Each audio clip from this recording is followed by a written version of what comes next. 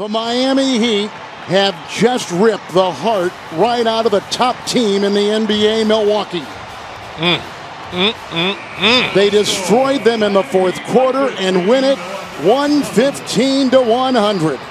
This is bad. This is very, very bad. Alright, so it's looking like this is gonna be my first wrong prediction of the entire playoffs, because I had Milwaukee winning in 7, and yeah, that's probably not happening unless they pull off the greatest comeback of all time, because at the time that I'm recording this video, we still have no idea whether Giannis is even going to return in this series, let alone play in Game 5 due to his ankle that he has now sprained twice in this series. And so this could very well be the end of the road for the Bucks. And like Stephen A said, this is bad. This is very, very bad. They did end up getting a game off the Heat, but it's probably gonna be the only game that they end up getting. Because, I mean, this Heat team matches up really well against this Bucks team. But that's not all, because today we're gonna be talking about how they're slowing Giannis down, Mike Budenholzer's logic that will eventually get him fired, and what this series could mean for the Bucks going forward. But before we begin, if you're new here, I'm Double D. I'm a huge basketball fan. I make NBA videos here on YouTube. So if you're also an NBA fan, or just a basketball fan in general, feel free to hit the sub button, and click the bell to be notified when I upload more videos just like this one. Also, according to YouTube analytics, around 90% of you guys that watch my videos are still not subscribed, and so I would really appreciate that. Alright, let's get into the video. But we all know that his limitation is his perimeter shooting and pretty much nothing else. The fact that he doesn't have a reliable, consistent perimeter shot, when you are his teammate, you have to be somebody that brings that element to the equation, because it keeps opposing defenses honest. It makes them spy a little bit, even when they want to key on a Greek freak. They have to make sure they've got a watchful eye on that guy that has the ability to close for them, plus to spell from him, take pressure off him, to look at the Greek freak and say, yo, man, step aside. I got this. Watch me do what I do. So, I mean, there's really no other way to put it. This is really bad for Milwaukee.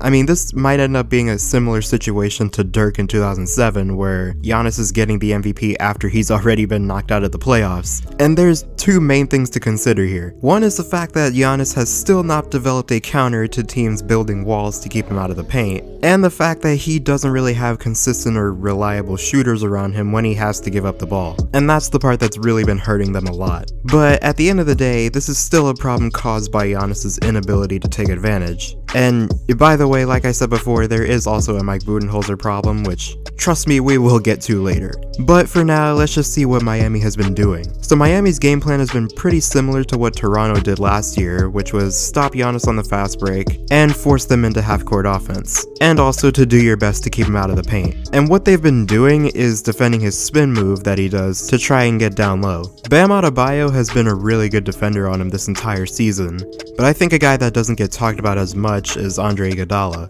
Because, speaking from experience, I watched this guy for, 6 years or so on Golden State.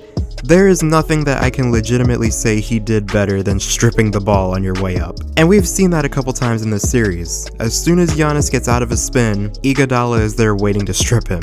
Either that or it's Bam Adebayo. Another thing they've been doing is forcing him to the free throw line, because he's shooting 63% on free throws in the regular season, and that has also been great for them because Giannis is shooting 53% in the series. But let's actually take a closer look at what's actually going on. So in Game 2, we really saw a lot of what I was talking about earlier, and we saw it from the second the game started. They did not want to get Giannis going. So here we see Giannis is trailing the play while Bledsoe is bringing the ball up. This allows the Heat to get set up because, they know what's coming. So Giannis gets the ball already going full speed, and here we are. This is what slowed down Giannis against Toronto last season. This is designed so that no matter what he decides to do, there's gonna be another defender waiting for him. He can't drive left because Jimmy Butler is here waiting, and he's also been a really good defender on Giannis. And if he drives right or spins to the right, then Dragic is waiting to try and strip the ball. And so he does end up spinning right. Dragic misses the strip, but they apply just enough pressure to force him into the miss. So next play, we can see a very similar situation, except this time Bam Adebayo is the primary defender, which that's even worse for him because Bam has arguably been the best defender on Giannis all season by holding him to just 33% shooting on plays where he was the primary defender. But the same thing here, Jimmy is on the left and Dragic is on the right, and you can already see the wall coming together here. Giannis again tries to spin right, he's again met by Dragic who bothers him, but he goes up and once again doesn't hit the rim. This next play, same thing again, Iguodala is the primary defender and Dragic and Tyler Hero are on either side. Giannis again spins right, but this time we see what I was talking about earlier. Iguodala strips him on the way up, but they still call a foul. Still, forcing Giannis to the free throw line is better than giving him a close shot at the basket, because even though he made both free throws here, he missed 8 free throws in game 1, so that was their plan going in. So this play shows another thing that I was talking about earlier with the shooters he has around him. So Giannis is already going full speed up the court, but Miami is able to build that wall before he gets inside the 3-point line. So he really has no choice but to give up the ball or else it would probably be a charge. And he gives it to Marvin Williams who ends up missing the shot.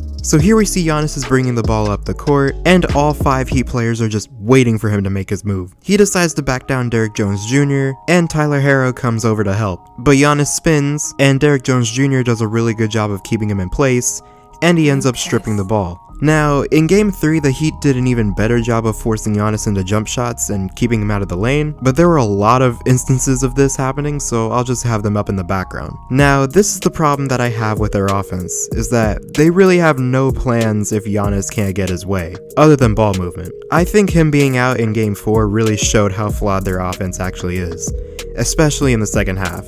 Because Chris Middleton scored 30 of his 36 points in the second half. Now, there's no problem with that, but how he actually got those points is a bit of a problem when you actually see it. Because pretty much their entire offense, especially in overtime, was to just have him play one-on-one almost every possession. And it worked, they won the game, but Miami is not the type of team to let that keep happening. And so they need to make adjustments. But their coach is Mike Budenholzer, so I'm not sure that will ever happen, because this guy is the perfect example of why I can't stand when the coach of the year just goes to the coach that had the best record. Because this guy is he's something. For starters, they played against Toronto last season and he did an interview with The Athletic, and he said, and I quote, "I don't think playing Giannis 44 minutes is an option. If we can't win with Giannis at 40 or 40.5 minutes, then Toronto deserves it." Alright? And then just this season, back in March, he did another interview with CBS Sports about making adjustments in the playoffs, and he said, and I quote, "We kind of just do what we do. Hopefully it's good enough." What? How is that a coach in the NBA that still has his job? So yeah, I think if they do end up losing the series, it's either going to be Budenholzer or Giannis leaving. There's literally no other option that they have, especially if they want to have a chance at keeping Giannis past 2021. Because if they keep Budenholzer, then Giannis is gonna get the hell out of there. But if they don't and instead end up hiring someone like, say, Sam Cassell or Mark Jackson, then they could very well be looking at Giannis signing his Supermax for $247 million. But of course, this is all hypothetical, so let me know what you guys think down below. Do you guys think the Bucks are gonna be able to keep the team together, or do you think Giannis could be on the move very soon? Let me know what you think. But with all that being said, I hope you guys enjoyed this video. Subscribe if you're new, hit the bell to be notified when I upload, comment down below what you want to see next, and as always, I'll see you guys in the next one.